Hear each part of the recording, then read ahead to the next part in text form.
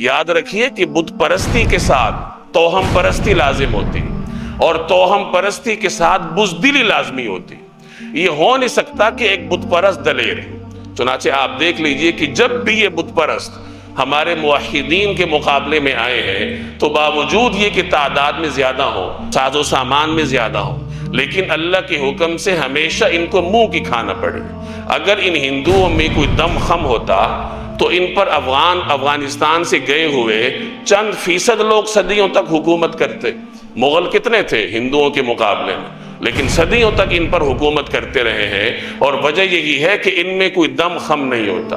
اور ہندوستان میں مرکزی حکومت کی داغ بیل بھی مسلمانوں نے رکھی. تو بہرحال یہ اس خطے کی تاریخ ہے اور مسلمانوں کی جہاد کی تاریخ ہے جو میں نے مختصراً آپ کے سامنے عرض کی ہے.